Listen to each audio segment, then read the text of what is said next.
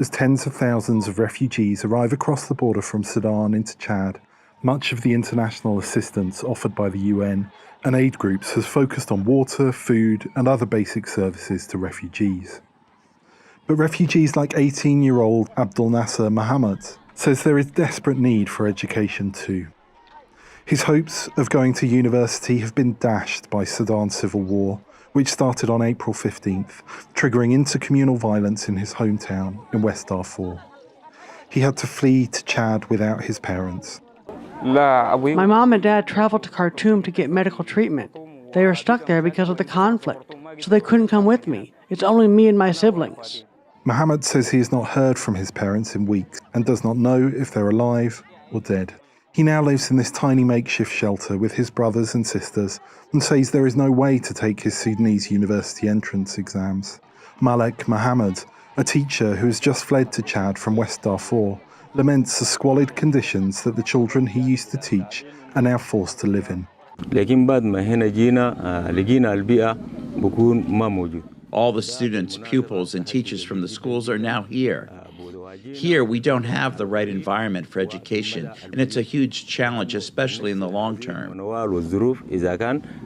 If we have to stay for a longer period, there'll be no learning, which causes problems in society later on.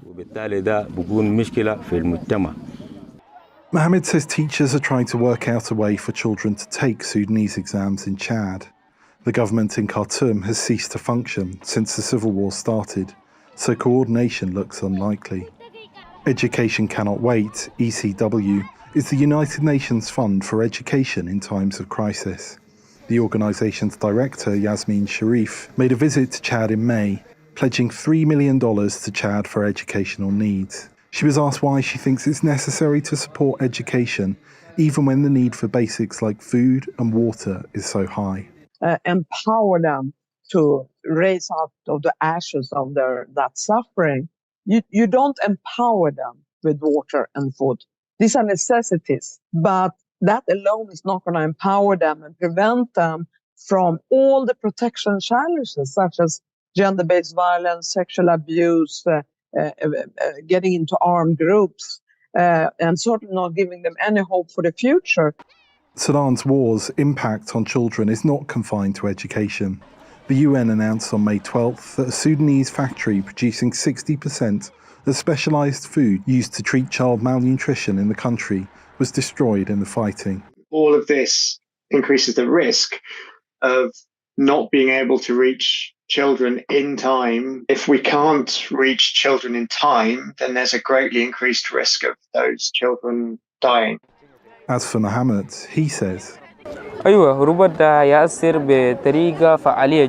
war has had a huge impact on my plans. All the dreams I've had since my childhood won't be realized. Tens of thousands of Sudanese children will find themselves in the same situation.